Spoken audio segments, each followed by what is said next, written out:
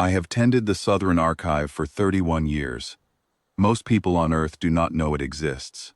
The entrance sits beneath 1,200 meters of basalt on the eastern slope of the Kalin Range, behind 9 security barriers and a corridor carved in an age when humanity first learned to cut deep.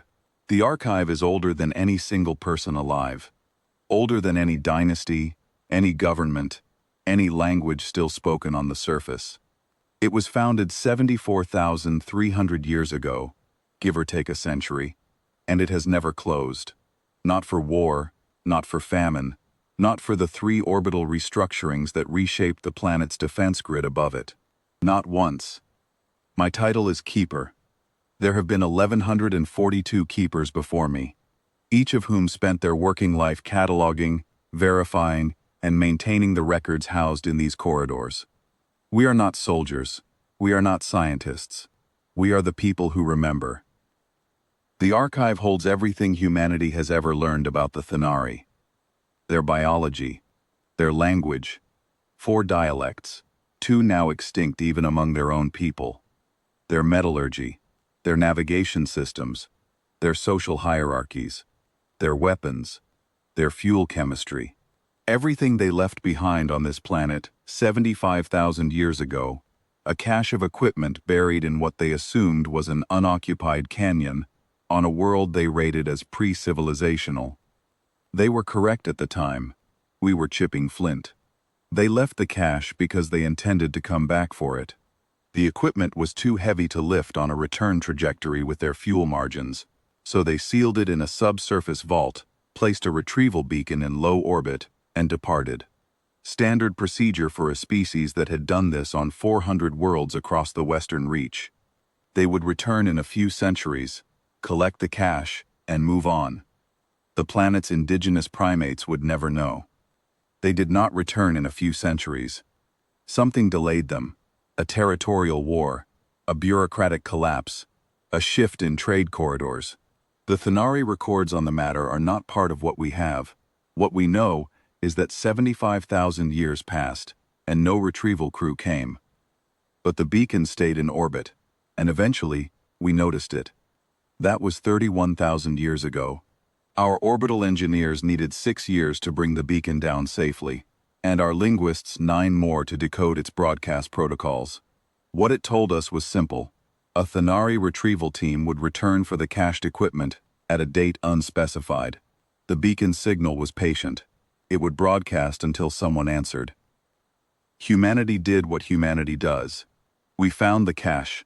We excavated it, carefully, across decades.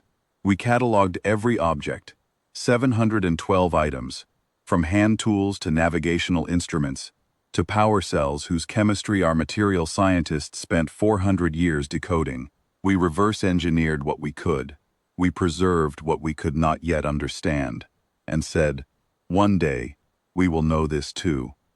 And we placed the entire record into the Southern Archive, alongside a single standing directive that has been renewed without alteration by every governing body on Earth for 31,000 years. When the Thanari return, we will be ready. I did not expect it to happen on my watch. Most keepers serve their full term and retire quietly, adding their name to the long list and passing the work to the next in line. The archive is patient work.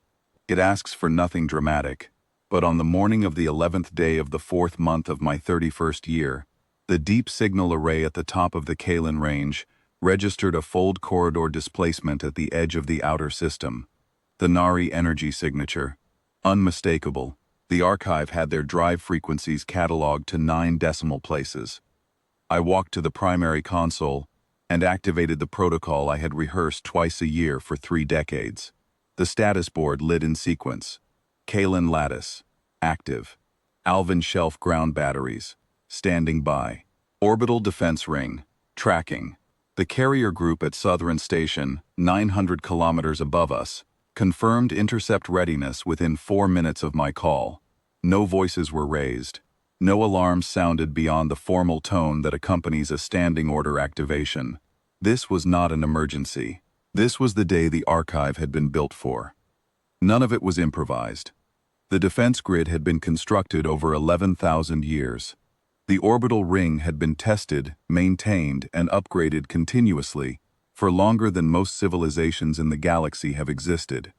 The ground batteries were so deeply integrated into the Kalan range that they were, in a geological sense, part of the landscape now. The Thanari would have needed to dismantle the continent to remove them. I sat in the archive and watched the feeds. Their fleet was small. 5 vessels, utility class, not warships, salvage configuration, heavy cargo bays, light armament, towing arrays extended. They had come for the cash.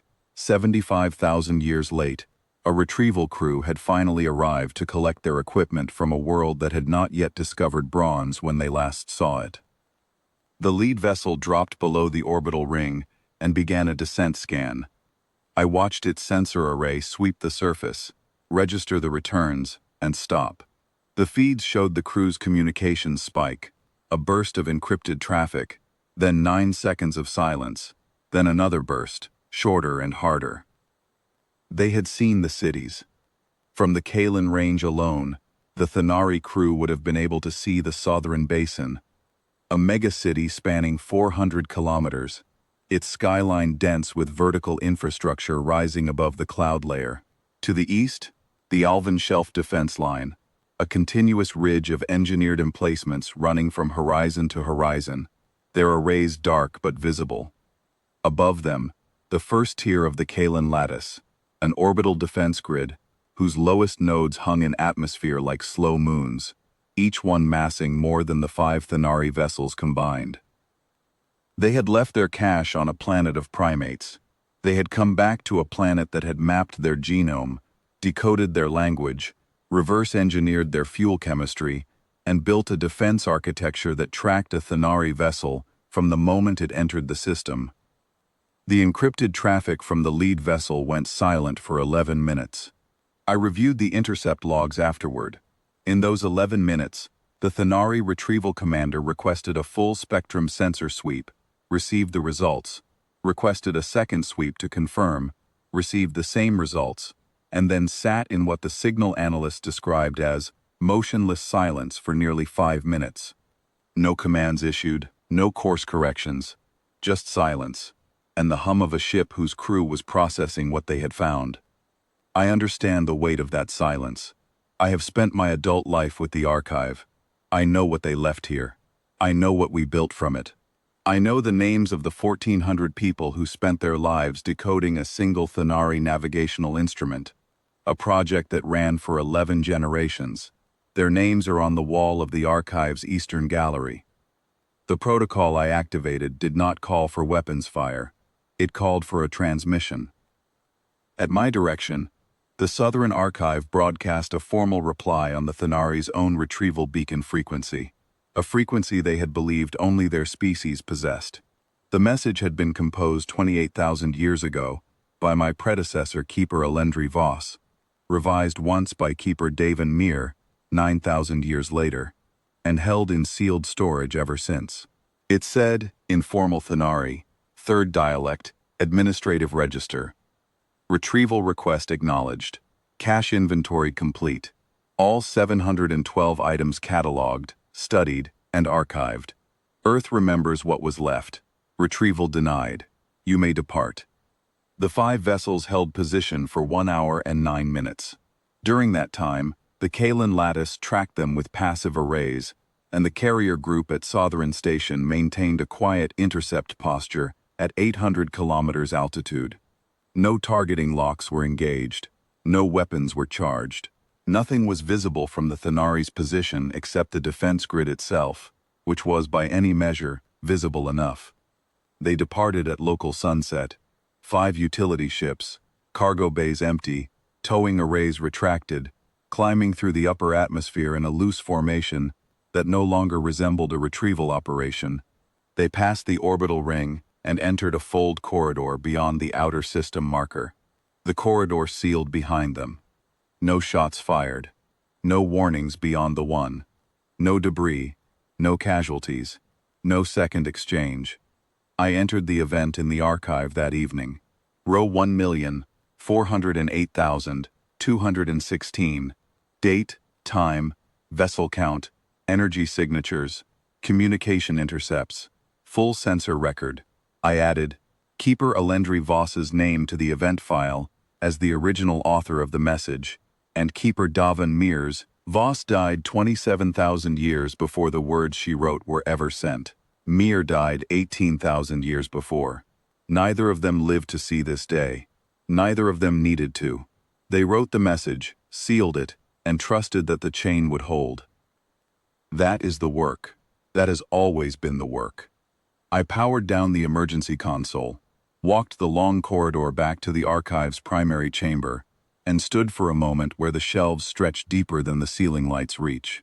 75,000 years of study, observation, and patient preparation, maintained by an unbroken chain of 1,143 people, each of whom inherited a single quiet duty and carried it forward without knowing whether the day would come in their lifetime.